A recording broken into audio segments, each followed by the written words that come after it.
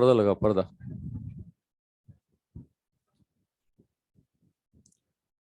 हाँ भाई, कहाँ थे हम लोग? कहाँ तक पहुंचे? वर्क डन निकाल रहे थे। चलो, वर्क पढ़ रहे थे हम लोग भाई। तो काम निकालने के तरीके बताए थे मैंने आपको। ठीक है, कांस्टेंट फोर्स के बहुत सारे क्वेश्चन कर लिए थे। अब वेरिएबल फोर्स के क्वेश्चंस कर रहे थे हम लोग। तो वेरिएबल फोर्स में क्या करना होता है साहब? क्या करते हैं? डायरेक्ट मल्टीप्लाई की इंटीग्रेट? इंटीग्रेट करते हैं। तो कुछ क्वेश्चन हमने कर लिए थे, कुछ और करते हैं। आओ साहब शुरू करें। लिखो पहला question.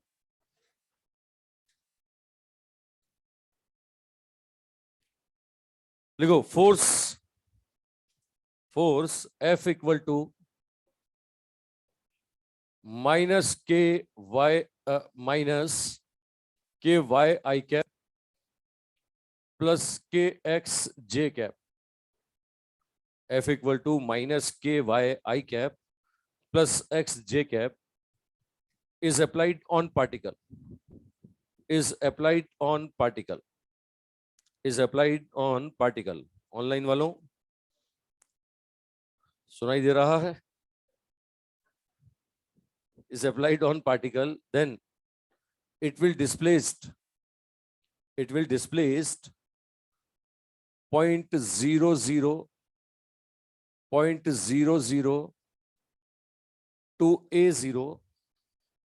to a0 along the x-axis 00 to a0 along the x-axis, and then up to point AA, and then up to point AA parallel to the y-axis, parallel to the y-axis, parallel to the y-axis, parallel to the y-axis. Find out work done by the force. Find out work done by the force. Work done by the force. ये बोल रहा है work done by the force. बताओ साहब कितना काम किया इस फोर्स ने। अब सब देख के बताओ फोर्स कांस्टेंट है कि वेरिएबल है। तो वेरिएबल में हमें क्या करना है? सीधे मल्टीप्लाई की इंटीग्रेट। और इंटीग्रेट में मैंने बताया था ये F X D X, F Y D Y और एफ जेड डी जेड ऐसा करते थे। इसमें आई कैप और जे कैप तो दिख रहा है, के कैप दिख ही नहीं रहा। मतलब एफ जेड का वैल्यू कितना है? एफ जेड का वैल्यू कितना है? 0। लेकिन एफ एक्स और एफ वाई है कि नहीं है? अरे एफ एक्स और एफ वाई है कि नहीं है? बोलो एफ एक्स कितना है, देख के बताओ। एफ एक्स कितना? एफ एक्स है माइनस के वाई है भाई। एफ वाई कितना है? माइनस के एक्स। लो भैया फंस गए हम। अब हम फंस चुके हैं। बताओ साहब इसमें वाई आ रहा है और वाई का इंटीग्रेशन एक्स के रेस्पेक्ट में क्या होता है क्या? अभी क्या किसी के भी रेस्पेक्ट में कर दोगे क्या? बोले हम तो करने आए हैं, हम तो करेंगे है ना, जो मिलेगा उसका कर देंगे। ऐसा थोड़ी होता है। y का y के रेस्पेक्ट में x का, है ना। तो यहाँ पर देखो यह dx में y आ रहा है और dy में x आ रहा है, गड़बड़ हो रही है। या तो याद करो कल एक क्वेश्चन कराया था मैंने, उसमें रिलेशन दिया था, है ना। उसमें वेरिएबल dx के साथ y आ रहा था, वो dx के साथ y आ रहा था तो मैंने रिलेशन दिया था, तो हमने रिप्लेस कर दिया था, है ना। अब या तो रिलेशन मिले क्वेश्चन में क्या रिलेशन दिया क्या मैंने? क्या मैंने x और y का रिलेशन दिया क्या? नहीं दिया मैंने। तो या तो हमें रिलेशन बनाना आता हो भाई, ऐसा थोड़ी है कि सब कुछ बना बनाया मिलता है। बोल धरती में पैदा होते ही सब कुछ मिल जाता है, मेहनत करनी पड़ती है भाई, और बनाना पड़ता है यार। ठीक है, अब तुम्हें लगता है कि नहीं हमें तो रिलेशन बनाना आता ही नहीं है, हमने तो आज तक किया ही नहीं ये काम, है ना। हम तो सीधा साधा काम जानते हैं, बोले फोर्स देखो, डिस्प्लेसमेंट देखो, एंगल देखो और आंसर निकाल लो। तो चलो तुम्हारे सीधे साधे तरीके से क्वेश्चन करता हूँ, है ना। अगर रिलेशन बनाना जानते हो तो उससे भी होगा, ठीक है। वरना बेसिक मेथड क्या था? बेसिक मेथड था फोर्स देखो, डिस्प्लेसमेंट देखो, एंगल देखो और आंसर निकालो। चलो मैं बेसिक तरीके से करता हूँ, इसको होल्ड करके रखते हैं अभी, ये तरीके को अभी रोक के रखते हैं। ये तरीका काम आएगा जब रिलेशन हमारे पास आ जाएगा। तो पहले हम बेसिक तरीके पे चलते हैं। आओ साहब, इसने क्या बोला? इसने बोला कि साहब एक्स एक्सेस के अलोंग चलो, पहले चलो एक्स एक्सेस के अलोंग। कहां से कहां? 0 से A0 तक, यहां तक चलने को बोला इसने। फिर A0 से कहां तक चलने को बोला? ए। अरे यहां तक चलने को बोला। लो साहब ए तक चलने को बोला। अब देखो पहले यहां से यहां तक डिस्प्लेसमेंट इधर है और फिर डिस्प्लेसमेंट इधर है। डिस्प्लेसमेंट का डायरेक्शन देख रहे हो आप, फोर्स का डायरेक्शन देखो। ये जो एफ एक्स है, ये एफ एक्स कहाँ होगा, इस तरफ होगा, माइनस एक्स डायरेक्शन में, कितना होगा के वाई। और ये जो एफ वाई है ये भी माइनस वाई में होगा, और कितना होगा के एक्स। होगा कि नहीं होगा। अब खुद देख के बताओ, ये जो के एक्स है ये डिस्प्लेसमेंट के परपेंडिकुलर है कि नहीं। बताओ इसकी वजह से कोई वर्कडन होगा क्या। अरे फोर्स अगर डिस्प्लेसमेंट के परपेंडिकुलर हो, कोई वर्कडन होता है क्या। तो इस के एक्स की वजह से वर्कडन, कोई के एक्स की वजह से वर्कडन जीरो। इसको पकड़ो, इसको मुझे बताओ ये क्या है, एक्स एक्सेस है कि नहीं है। एक्स एक्सेस पे वाई बराबर जीरो होता है कि नहीं। अरे एक्स एक्सेस पे वाई बराबर जीरो होता है कि नहीं। अगर वाई बराबर जीरो है मतलब फोर्स ही नहीं है। अब जब फोर्स नहीं है तो वर्कडन होगा क्या। अब वर्क के लिए फोर्स होना जरूरी है कि नहीं। क्या फोर्स है क्या। जब फोर्स ही नहीं तो वर्कडन जीरो। तो कुल मिला के यहां से यहां तक कोई काम नहीं हुआ। यहां से यहां तक का वर्कडन अगर मैं W1 बोलूं तो आंसर क्या बोलूंगा, जीरो। चलो इधर आ जाओ सब, इधर आ जाओ। तो एक फोर्स ये के वाई है और एक फोर्स ये के एक्स है कि नहीं भाई। इस के वाई को देख के बताओ ये डिस्प्लेसमेंट के परपेंडिकुलर हुआ कि नहीं हुआ। इसकी वजह से वर्कडन होगा क्या। इसकी वजह से कोई वर्कडन नहीं होगा। लेकिन इस पूरी लाइन पर सब जगह एक्स बराबर है, ए है कि नहीं है। तो ये फोर्स क्या हो गया, फोर्स के ए हो गया। अरे हुआ कि नहीं हुआ। बोलो फोर्स कांस्टेंट की वेरिएबल, कांस्टेंट की वेरिएबल। अरे है कांस्टेंट। इस लाइन पर x बराबर a है तो फोर्स हो गया k। बताओ यहां से लेके यहां तक का डिस्प्लेसमेंट कितना, यहां से लेकर यहां तक का डिस्प्लेसमेंट कितना 180, और एंगल कितना, एंगल 180। अरे फोर्स नीचे है, डिस्प्लेसमेंट ऊपर है, तो एंगल 180 हुआ कि नहीं हुआ। बताओ ये वर्क डन अगर मैं W2 बोलूं तो आंसर क्या बोलोगे। फोर्स हो गया के ए, डिस्प्लेसमेंट हो गया ए, एंगल हो गया 180, तो माइनस के स्क्वायर हो गया ना। तो बताओ नेट वर्क डन कितना आ गया। नेट वर्क डन मैं बोलूंगा W1 प्लस W2। W1 तो दिख रहा है जीरो, W2 देखें तो यहां पर दिख रहा है आपको कितना, एक के ए, एक ए, और एंगल कितना cos 180। मतलब आंसर कितना आ रहा है, माइनस माइनस के ए स्क्वायर। लो भैया मैंने बेसिक तरीके से आंसर निकाल दिया।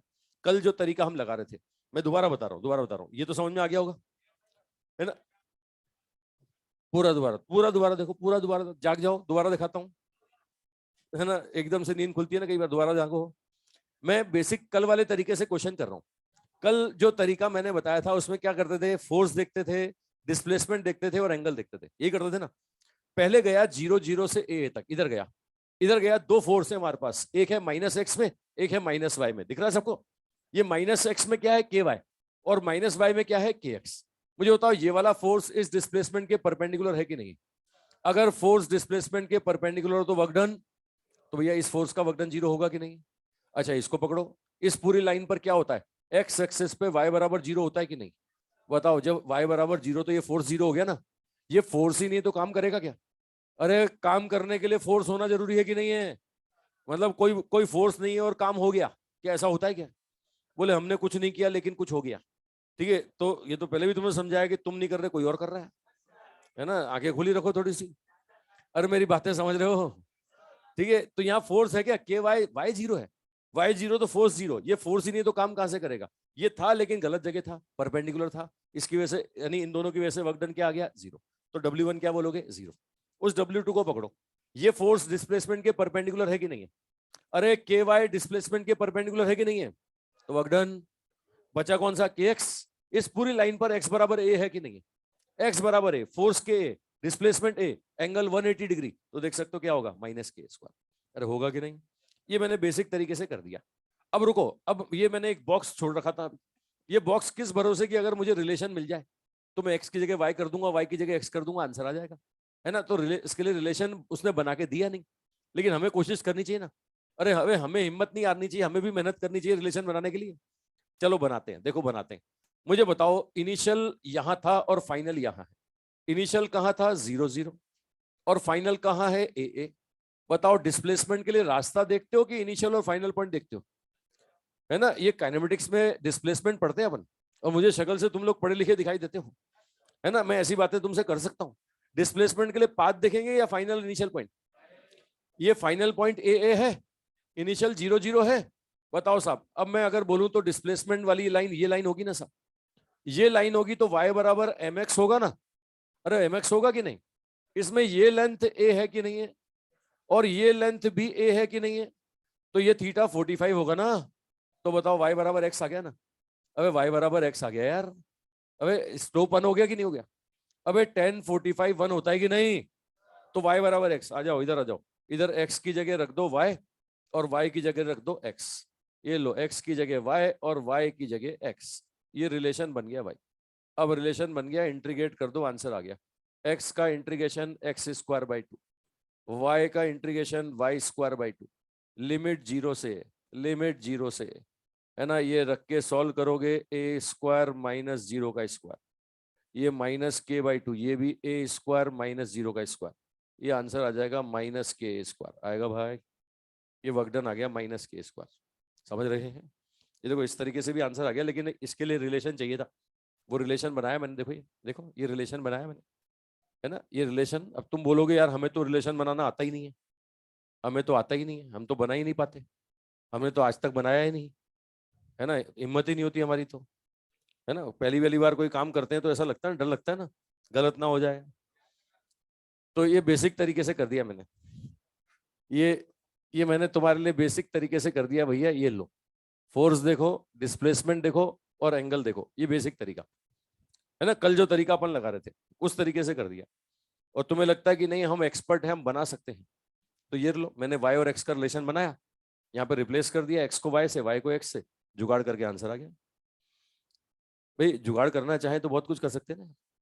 भाई पहले ये तो पता लगे अपने को करना क्या है। मतलब आधी तो दुनिया इसी उसमें रहती है कि पता ही नहीं करना क्या है। जिस दिन पता लगता है तो उसके बाद तो हिम्मत का खेल बचता है। फिर तो यार हिम्मत दिखाओ यार, और लग जाओ, कभी ना कभी सफलता मिलेगी सही। भाई ऐसा हो ही नहीं सकता कि सफलता ना मिले। मेरी भावनाएं समझ रहे हो? नहीं, कभी कभी अगर सफलता नहीं मिल रही मतलब तू पूरे मन से प्रयास नहीं कर रहा, तू पार्ट टाइम प्रयास कर रहा है।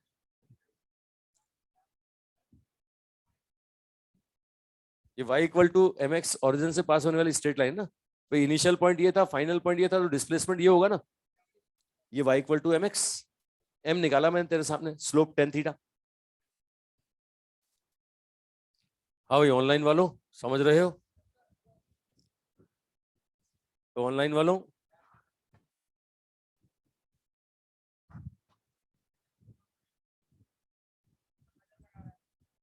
ले ले, तू ले ले, ठंडी हो गया।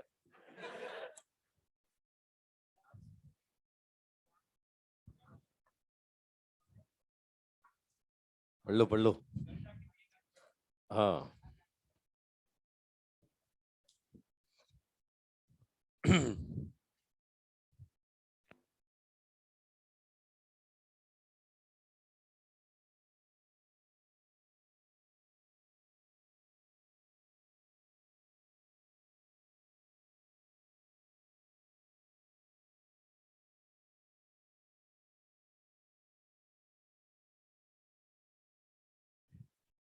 हाँ भाई, बना लिया।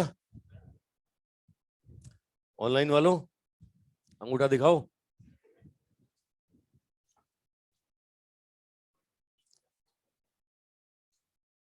तो 10 लोगों के अंगूठे आ गए, 11 के हो गए।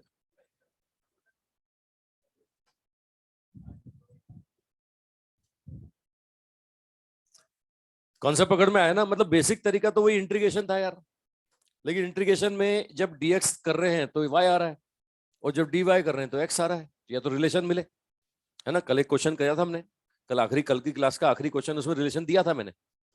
अब यहाँ रिलेशन दिया नहीं, तो या तो रिलेशन बनाए अपन, हिम्मत दिखाएं, रिलेशन बनाए। और तो हमें लगता है कि नहीं यार, रिलेशन बनाने में थोड़ा गड़बड़ हो सकता है, पहचान नहीं पाए, गलत रिलेशन बन गया, गलत आंसर आ जाएगा। समझ रहे हो ना, नतीजे भी तो खतरनाक होते हैं ना, रिलेशन गलत बन जाए तो ऐसे केस में बेसिक तरीके पे टिके रहो। जहां तुम्हें लगता है कि नहीं गलती की संभावना है तो एक्सपेरिमेंट नहीं करना, फिर बेसिक तरीका, फोर्स देखो, डिस्प्लेसमेंट देखो और एंगल देखो, खत्म क्वेश्चन। ये देखो, यही किया मैंने तुम्हारे सामने, और मेरी भावनाएं समझ रहे हो?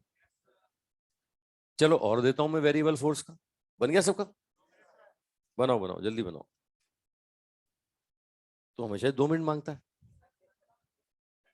सारे काम 2 मिनट में।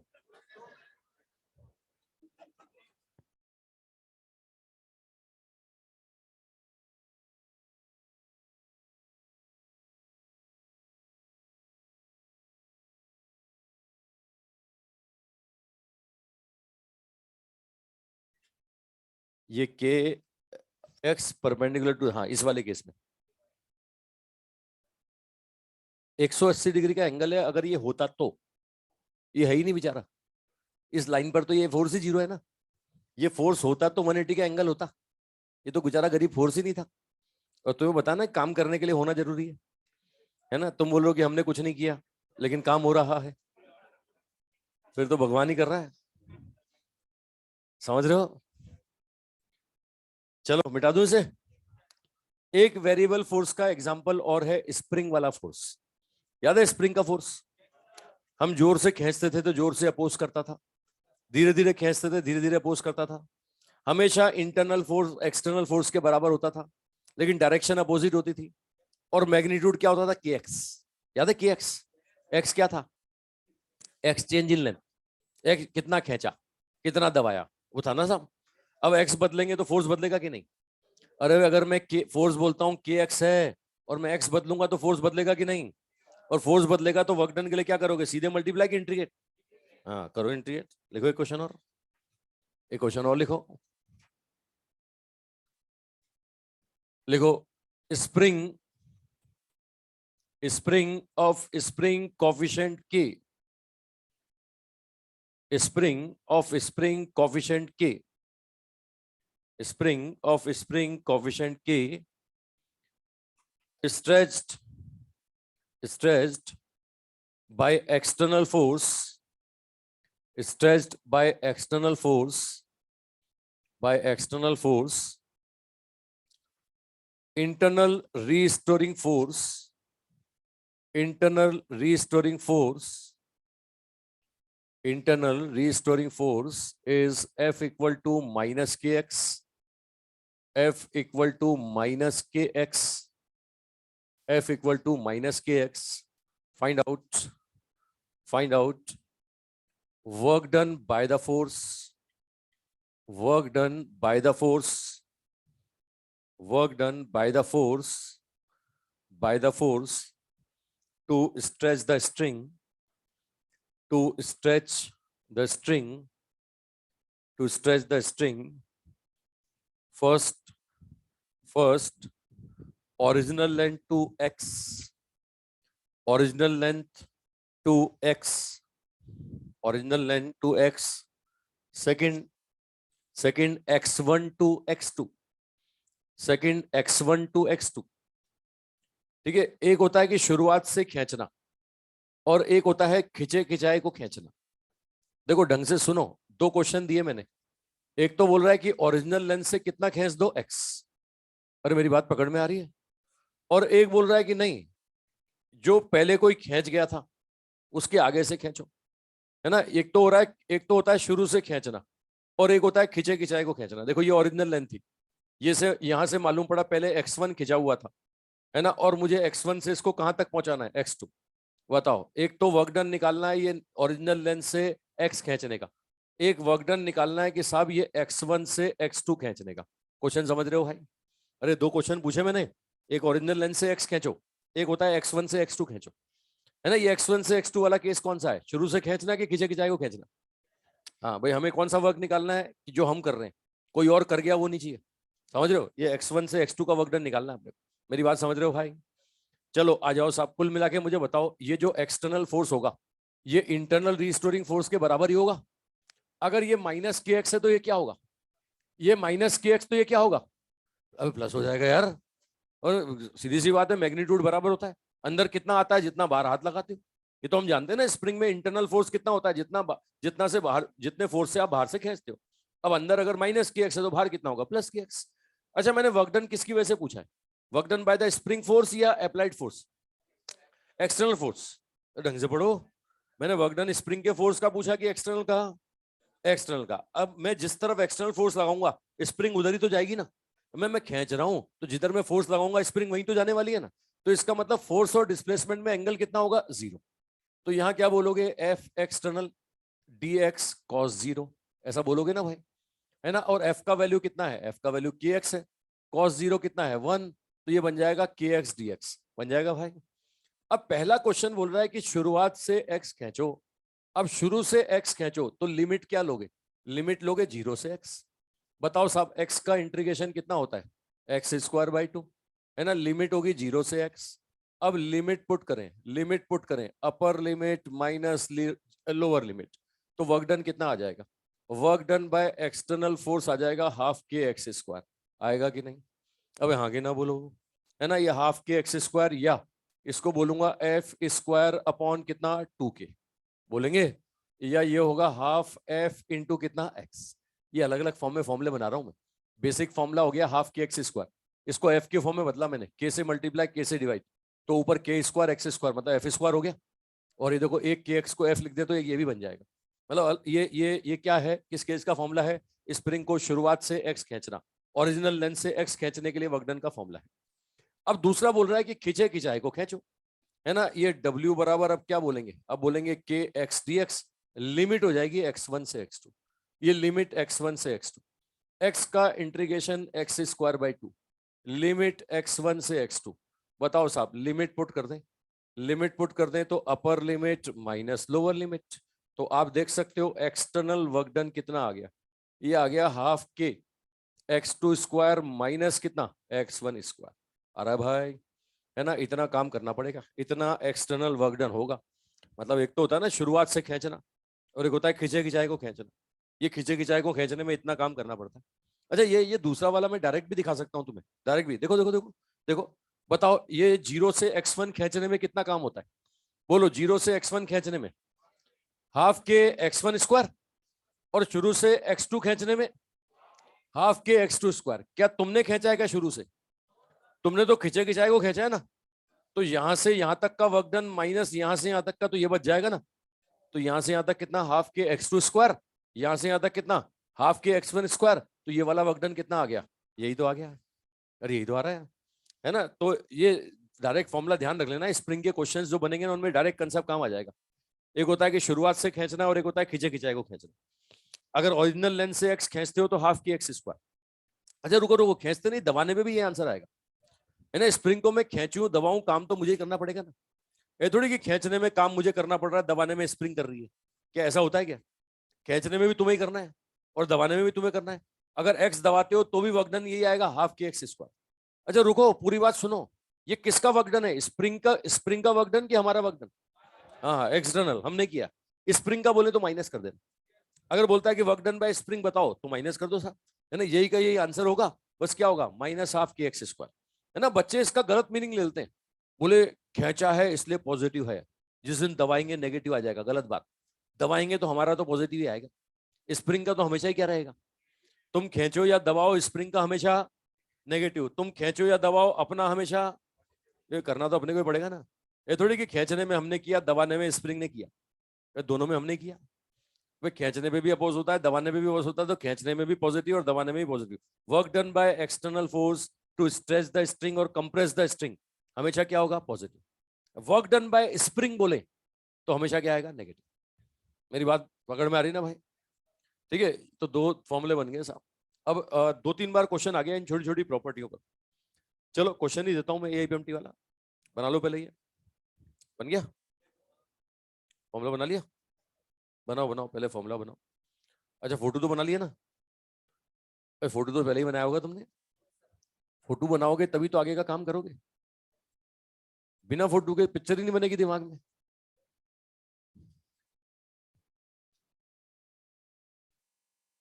और पहले मन में फोटो बनता ना यार।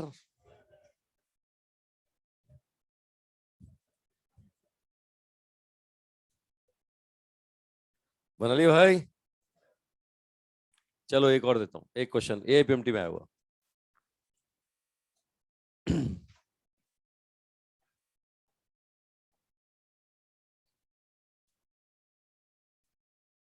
हाँ भाई, ऑनलाइन वालों बना लिया?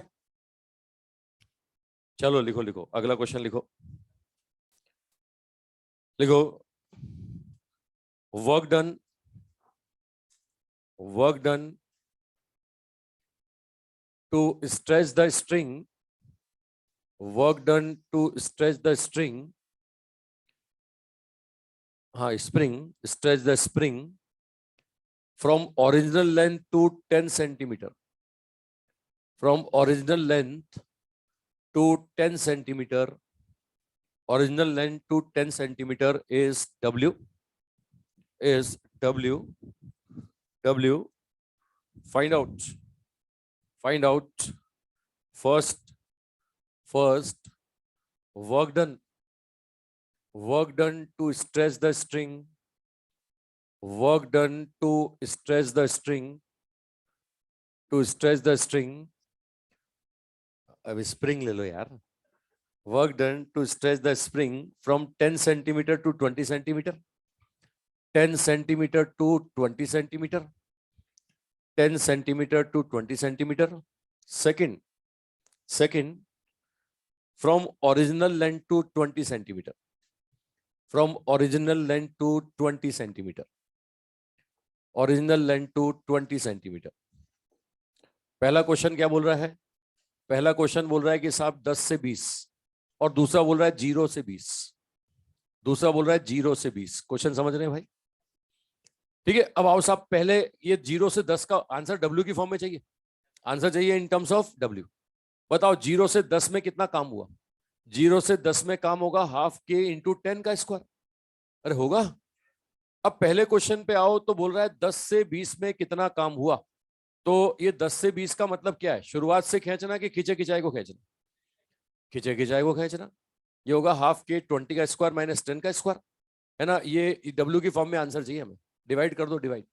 ये W1 अपॉन W डिवाइड करता हूँ, हाफ के कैंसिल.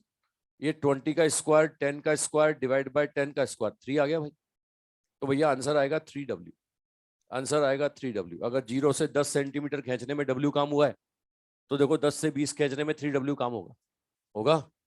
अब अगला देखो, 0 से 20 का आंसर मांग रहा है साहब, 0 से 20. अब 0 से 20 बताओ, यहाँ खिंचे खिंचाई को खींचना है कि शुरुआत से खींचना है? ये तो शुरुआत से खींचना है. ठीक है, ये हाफ के 20 का स्क्वायर. अब ये भी W की फॉर्म में चाहिए, डिवाइड कर दो, डिवाइड. ये डिवाइड करता हूं तो 20 का स्क्वायर 10 का स्क्वायर, ये 4W आ गया भाई. ये आंसर आ जाएगा 4W. तो समझ रहे हो भाई, है ना भाई? क्या फॉर्मूला कौन सा लगाना है तुम कंडीशन देख के डिसाइड कर ही लोगे.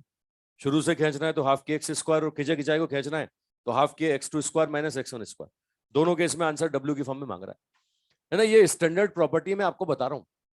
मैं आपको बता दूं, दो तरह के क्वेश्चन बनते हैं कि बराबर बराबर खींचना है सब, है ना. जैसे 0 से x खींचा, वर्क डन हुआ W1. x से 2x खींचा, वर्क डन हुआ W2. 2x से 3x खींचा, वर्क डन हुआ W3. ये रेशो अगर निकालोगे ना, ये रेशो, तो ये रेशो आता है साहब 1:3:5:7. ये आएगा 1 3 5 7 9 11. ऑड नंबर में चलता भाई. जैसे अभी तुमने बोला ना 10 से 20 में 3W आया, आगे 20 से 30 बोलता मैं तो 5W आता, आगे वो 30 से 40 बोलता तो 7W आता. मतलब ये 1:3:5:7. समझ पा रहे हो सब? और मेरी भावना समझ रहे हो? मतलब अगर शुरुआत में W हुआ, 0 से x में W हुआ, तो बराबर बराबर बराबर बराबर आगे आगे खींचते जाओगे ना, 3 गुना 5 गुना 7 गुना ज्यादा काम करना पड़ेगा, है ना. कितना? ये 3 टाइम्स 5 टाइम्स 7 टाइम्स 9 टाइम्स. अच्छा, एक होता है कि कुछ लोग बोलते हैं कि नहीं, हम खिंचे खिंचाई को नहीं खींचते, हम तो हमेशा शुरुआत खुद ही करते हैं. लो साहब, ये 0 से x, है ना भाई. एक तो होता है ना कोई और खींच गया उसके आगे अपन खींच रहे हैं. एक होता है कि नहीं पूरा मैं ही खींचूंगा. ये लो साहब, शुरुआत से खींचो, शुरू से खींचो. ये लो, शुरू से खींचो तो ये W1 W2 W3. ये रेशो अगर मैं बोलूंगा ना तो ये आएगा 1 का स्क्वायर, 2 का स्क्वायर, 3 का स्क्वायर, 4 का स्क्वायर. समझ रहे हो? ये 1 4 9 16 25 36 ये चलेगा भाई.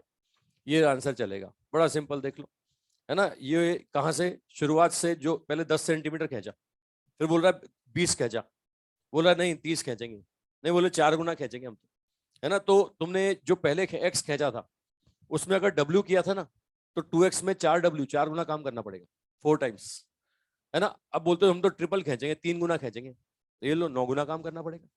तुम बोलते हो नहीं हम तो 4 गुना तक खींच लेंगे, 16 गुना काम करना पड़ेगा. और मेरी भावना समझ रहे हो? ठीक है, तो ये स्टैंडर्ड प्रॉपर्टी है, डायरेक्ट याद रख सकते हो, ये स्टैंडर्ड कंडीशन है भाई. ठीक है, याद रख लो, नहीं तो निकालने का तरीका बता ही दिया. फॉर्मूला क्या है? शुरुआत से हाफ के x स्क्वायर, और खिंचे खिंचाई के लिए हाफ के x2 square minus x1 square,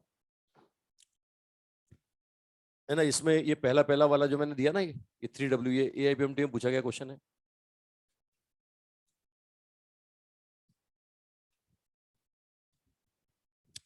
हाँ ये ऑनलाइन वालों, समझ रहे हो, आंसर दे रहे हो, बहुत बढ़िया, बहुत सुंदर। और क्वेश्चन देता हूँ अभी मैं।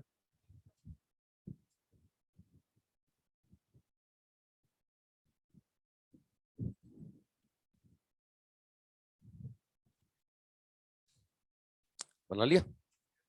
ये बना लो पहले, ये बॉक्स बना लो, स्टैंडर्ड कंडीशन बना लो।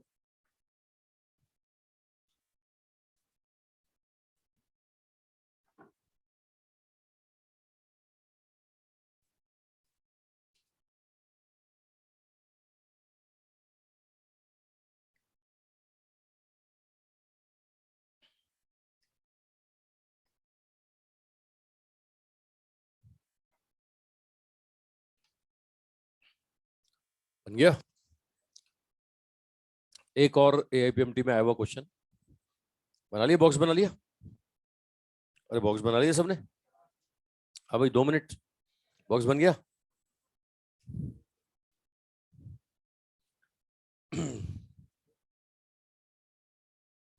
तुम दोनों भाई एक साथ बैठा करो, तुम दोनों को देख के मैं स्पीड तय करता हूँ।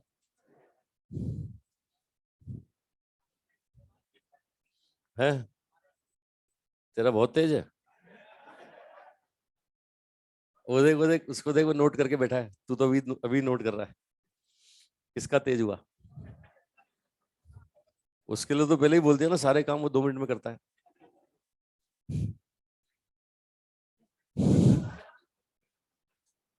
बना लिया भाई?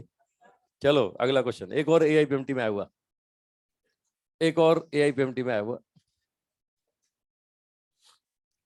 देखो, two spring, two spring, spring coefficient, spring coefficient respectively k1 and k2, spring coefficient respectively k1 and k2, k1 and k2, bracket में लिख लो k1 more than k2, bracket में लिख ले k1 more than k2, k1 more than k2, more than k2, compare work done, compare work done, compare work done to stretch the spring, to stretch the spring, to stretch the spring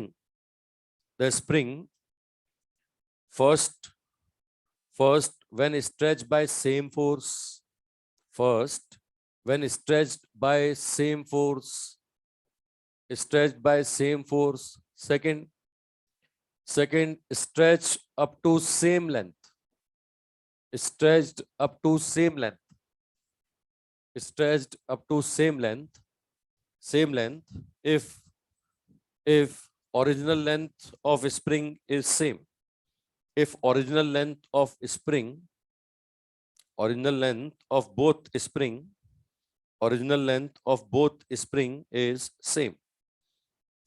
ठीक है, दोनों spring की original length same है भाई। ये बोल रहा है कि हम, एक तो बोल रहा है सेम खींचे, और एक होता है कि सेम फोर्स से खींचे। ये क्वेश्चन का डिफरेंस समझ में आ रहा है सबको? दो स्प्रिंग है, पहला केस बोल रहा है सेम फोर्स से खींचे, और दूसरा बोल रहा है कि सेम खींचे, है ना। पहला बोल रहा है कि सेम फोर्स लगाएंगे, और दूसरा बोल रहा है कि हम तो सेम खींचेंगे। बोला वर्क डन कंपेयर करो। क्या दे रहा है क्वेश्चन में? डाटा के। अब क्वेश्चन में डाटा के दे रहा है, वर्क की बात कर रहा है। पहले क्वेश्चन में आओ तो मुझे कौन सा फॉर्मूला लेना चाहिए? ऐसा फॉर्मूला लो जिसमें एफ भी आता हो और के भी आता हो। एफ और के वाला फॉर्मूला कौन सा? F square upon 2k। अब एफ सेम है तो इनवर्सली प्रोपोर्शनल टू के होगा। बोलो कौन सा के ज्यादा, k1 की k2? k1 ज्यादा है, तो यहाँ W1 लेस देन क्या होगा? W2 होगा भाई। अरे होगा कि नहीं होगा? ये W1 लेस देन W2। दूसरे क्वेश्चन पे आओ। अब यहाँ कौन सा फॉर्मूला लू मैं वर्क का? वर्क का हाफ के एक्स स्क्वायर। भाई क्वेश्चन में एक्स दे रहा है, के दे रहा है, तो एक्स और के वाला फॉर्मूला तो यही है, हाफ के एक्स स्क्वायर। अब अगर एक्स सेम होगा तो W is directly proportional to K होगा ना। अब होगा कि नहीं? ये k1 मोर देन k2, तो आंसर क्या आएगा? W1 मोर देन W2 आएगा भाई। ये W1 मोर देन W2, समझ पा रहे हो? ये वर्क डन निकाला हमने कि भैया ये सेम खींचने के लिए वर्क डन, ये सेम फोर्स से खींचने के लिए वर्क डन। ये बड़ा सिंपल सिंपल कॉन्सेप्ट। ठीक है, अच्छा ये तो मैथमेटिकली मैंने मैंने निकाला, ये तो थ्योरेटिकली दिख रहा है हमें। ये क्वेश्चन तो बिना फॉर्मूले के थ्योरेटिकली तुम समझ सकते हो। रुको रुको रुको, मैं थ्योरेटिकली भी समझाता हूँ। मैथमेटिकली हमारे पास आ गया, इसको थ्योरेटिकली समझो। तुमने स्प्रिंग के बारे में पढ़ा होगा, तो आपने पढ़ा होगा कि के जिसका ज्यादा होता है वो हार्ड होती है, पढ़ा है ना स्प्रिंग का फोर्स, है ना, के जिसका ज्यादा वो हार्ड और के जिसका कम वो सॉफ्ट, है ना। अब पहले केस में आओ, सेम फोर्स लगाता हूं, अगर मैं सेम फोर्स लगाता हूं तो किसको ज्यादा खींच लूंगा, ठीक है, सॉफ्ट वाली को कि हार्ड वाली को, सॉफ्ट वाली को ज्यादा खींच लूंगा। भाई सेम फोर्स से हार्ड वाले को खींचूं और सेम फोर्स से सॉफ्ट वाले को खींचूं तो सॉफ्ट वाले को ज्यादा खींच लूंगा ना। अब जिसको ज्यादा खींचूंगा उसका डिस्प्लेसमेंट ज्यादा हुआ ना। अब फोर्स तो सेम है, जिसका डिस्प्लेसमेंट ज्यादा होगा उसका वर्क डन ज्यादा होगा ना। तो वर्क डन ज्यादा किसके लिए, सॉफ्ट वाले के लिए, हार्ड वाले के लिए, सॉफ्ट वाले के लिए। तो वर्क डन किसका ज्यादा आना चाहिए, W2। आया, देखो आया, आया पहले केस में आंसर। चलो दूसरे केस को समझो, सॉफ्ट और हार्ड बराबर खींचना है, बराबर खींचना है तो ज्यादा फोर्स किसके लिए, बराबर खींचना है तो ज्यादा फोर्स किसके लिए, सॉफ्ट के लिए कि हार्ड के लिए, हार्ड के लिए ज्यादा फोर्स लगाना पड़ेगा। अब हार्ड के लिए ज्यादा फोर्स लगाओगे तो सीधी सी बात है वर्क डन भी ज्यादा होगा ना यार। अब एक्स तो सेम है, जिसका फोर्स ज्यादा होगा F into x, force into displacement, उसका वर्क डन ज्यादा होगा ना। तो देखो हार्ड के लिए ज्यादा आ रहा है ना। तुम थियोरेटिकली सोचो, नहीं तो न्यूमेरिकली मैंने बता ही दिया, अरे बता दिया ना सब। चलो एक और लिखो, एक और क्वेश्चन, एक क्वेश्चन और लो, वेरिएबल फोर्स पर एक क्वेश्चन और लो, लिखो। नहीं ये AIPMT नहीं, ये IIT वाला। लिखो, लिखो, लिखो क्वेश्चन लिखो। स्प्रिंग ऑफ स्प्रिंग कोफिशिएंट के, स्प्रिंग ऑफ स्प्रिंग कोफिशिएंट के, स्प्रिंग ऑफ स्प्रिंग कोफिशिएंट के, stretched x, stretched x from original length, stretched x from original length, stretched x from original length. Find out work done by the external force, work done by the external force to stretched further y length, to stretched further y length. Find out work done by the external force to stretched further y length. देखो question में बोल रहा है कि x खींचा, है ना, इसका काम नहीं पूछ रहा, ये बोल रहा है कि इसके बाद हमने y और खींचा, फर्दर y, इसका वर्क डन पूछ रहा है आपसे, ये वर्क डन पूछ रहा है, ये वर्क डन आपसे पूछ रहा है। क्वेश्चन समझ में आ रहा है सबको, ये शुरुआत से खींचना कि खींचा खिंचाए को खींचना। चलो मैं ऑप्शन भी दे रहा हूं, मैं ऑप्शन दे रहा हूं। पहला ऑप्शन दे रहा है कि हाफ के वाई स्क्वायर, दूसरा ऑप्शन दे रहा है साहब half K Y square minus X square, तीसरा ऑप्शन दे रहा है half K Y 2x plus Y, और चौथा दे रहा है half K Y 2y plus x.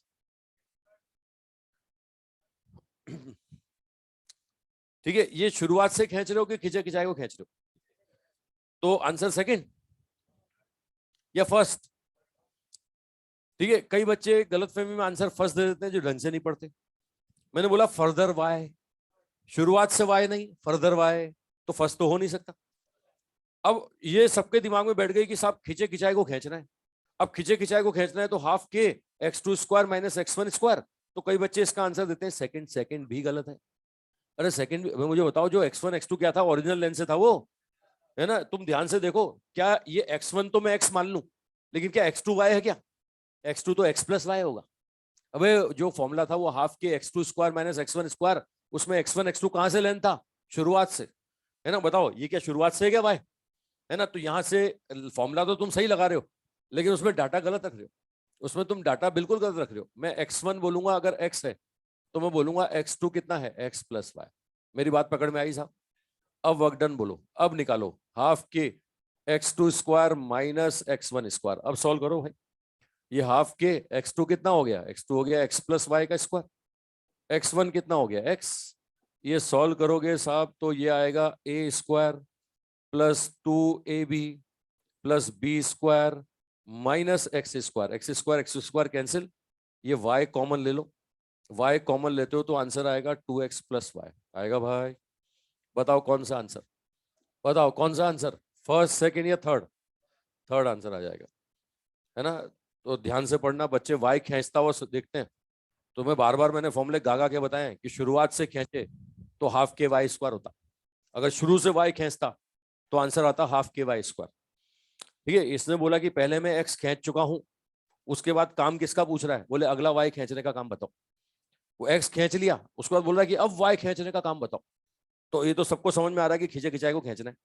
लेकिन अब फॉर्मूले में समझ लेना x1 x2 क्या होता है, वो शुरू से ही होता है हमेशा।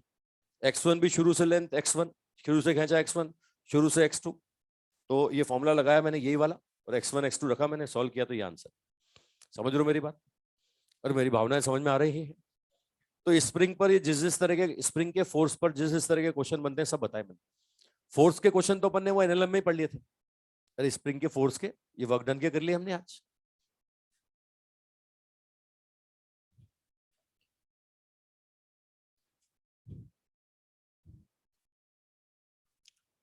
हाँ भाई, ऑनलाइन वालों समझ रहे हो, ऑनलाइन वालों समझ में आ रही बात?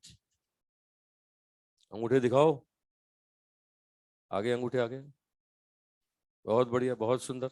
मतलब मैं ऑनलाइन वालों को भी समझा पा रहा हूँ। जाग रहे हो ऑनलाइन वालों? क्वेश्चन सॉल्व कर रहे हो मेरे साथ साथ? अरे मेरे साथ साथ क्वेश्चन सॉल्व कर रहे हो? चलो आ जाओ, अगला क्वेश्चन देता हूं फिर। अब नेक्स्ट क्वेश्चन, वेरिएबल फोर्स पर और क्वेश्चन लो। देखो, mass of particle 1 kg, mass of particle 1 kg। अगला question, mass of particle 1 kg and position of particle change with respect to time. Position of particle change with respect to time. With respect to time. As relation, ये relation देखो भाई, x बराबर t की power 3/3, x बराबर t की power 3/3। ठीक है, unit दे रहा हूं आपको मैं, x है मीटर में और t है सेकंड में। x मीटर और t सेकंड, ये दिया हुआ भाई। x बराबर t की power 3/3। Find out work done by the force, find out work done by the force in first 2 seconds, work done by the force in first 2 seconds। पहले 2 second में force कितना काम करेगा ये आपसे पूछ रहा है। पहले 2 सेकंड में work done by the force आपसे पूछ रहा है। क्वेश्चन समझ रहे हो भाई? ठीक है, अब देखो इसमें कंसेप्ट समझो भाई। वर्क डन निकालना है तो हम तो एक ही चीज जानते हैं, एफ डॉट डी एक्स। अरे फोर्स इंटू डिस्प्लेसमेंट, फोर्स निकालना पड़ेगा। अब फोर्स कैसे निकालें? आपको क्वेश्चन में फोर्स का फंक्शन नहीं दिया। अभी तक जो क्वेश्चन आ रहे थे उसमें फोर्स का फंक्शन दे रहा था, तो हम सीधे इंटीग्रेट करके आंसर निकाल देते।